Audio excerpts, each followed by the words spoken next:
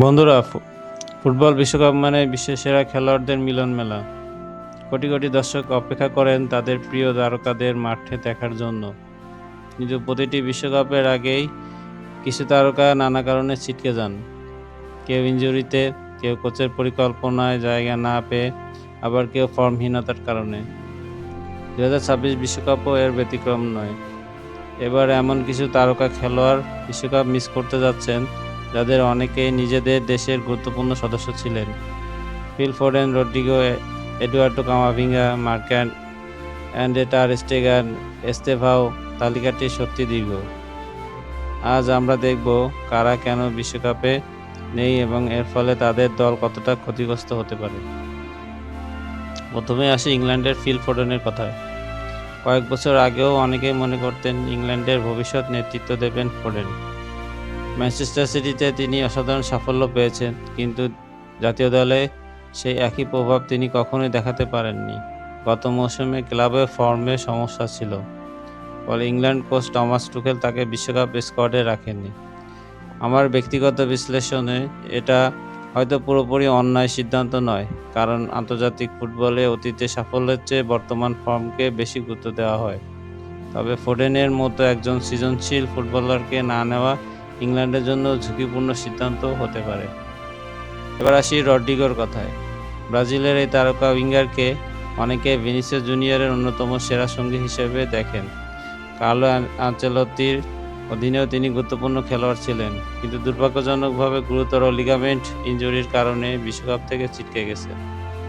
আমার মতে এই তালিকায় সবচেয়ে বড় ক্ষতির নাম যদি বলতে হয়, তাহলে রদ্রিগো অবশ্যই শীর্ষ কয়েকজনের মধ্যে থাকবেন, কারণ তিনি শুধু গোলই করেন না, ম্যাচের গতিও বদলে দিতে পারেন। ফ্রান্সের মিডফিল্ডার এডুয়ার্দো কামাভিঙ্গার অনুপস্থিতিও বড় ধাক্কা।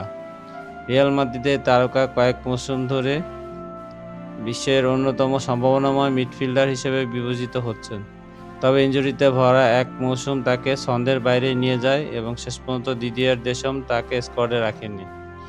এখানে একটা প্রশ্ন উঠতেই পারে, ফ্রান্স কি কামাভিঙ্গাকে ছাড়াও শক্তিশালী? আমার মতে হ্যাঁ, কারণ ফ্রান্সের মিডফিল্ডে বিকল্পের অভাব নেই, কিন্তু কামাভিঙ্গার বহুমুখী খেলার ক্ষমতার অবশ্যই দলকে বাড়তি সুবিধা দিতে পারত। জার্মানির মার্ক অ্যান্ড্রে টার স্টেগানের বিষয়টিও বেশ আলোচিত। দীর্ঘদিন ধরে তিনি জার্মানির অন্যতম সেরা গোলরক্ষক, কিন্তু বারবার ইনজুরি এবং ধারাবাহিকতার অভাব তাকে বিশ্বকাপ দল থেকে দূরে সরিয়ে দিয়েছে। এটা দেখায় যে আধুনিক ফুটবলে শুধু নাম নয়, ধারাবাহিক পারফরম্যান্সই শেষ পর্যন্ত সবচেয়ে গুরুত্বপূর্ণ।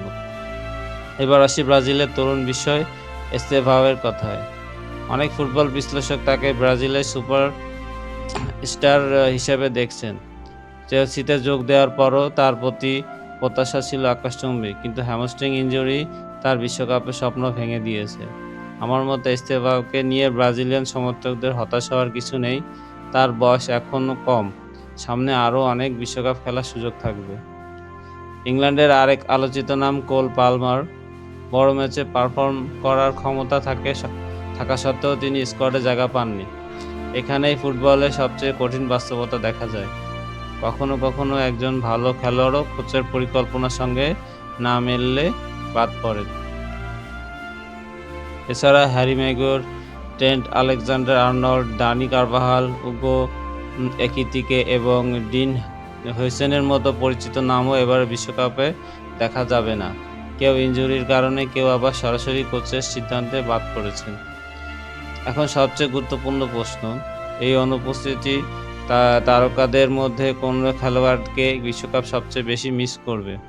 আমার ব্যক্তিগত তালিকায় রদ্রিগো, ফিল ফোডেন, কামাভিঙ্গা উপরের দিকেই থাকবেন, তবে আপনার মতামত ভিন্ন হতে পারে, কারণ ফুটবল শেষ পর্যন্ত মতামতের খেলা। সবশেষে একটা কথাই বলতে চাই, বিশ্বকাপ শুধু তারকাদের গল্প নয়, বরং নতুন তারকা তৈরির মঞ্চ। আজ যারা বাদ পড়েছেন তাদের জায়গায় নতুন কেউ সুযোগ পাবেন, আর হয়তো সেই নতুন মুখী হয়ে উঠবেন আগামী ফুটবল বিশ্বের সবচেয়ে বড় তারকা। তাই হতাশা থাকলেও বিশ্বকাপের উত্তেজনা একটুও কমছে না। আপনার মতে এবার বিশ্বকাপে সবচেয়ে বড় অনুপস্থিতি কার? কমেন্টে অবশ্যই জানান। ভিডিওটি ভালো লাগলে লাইক দিন, শেয়ার করুন এবং ফুটবলে আরও বিশ্লেষণ পেতে চ্যানেলটি সাবস্ক্রাইব করতে ভুলবেন না। ধন্যবাদ।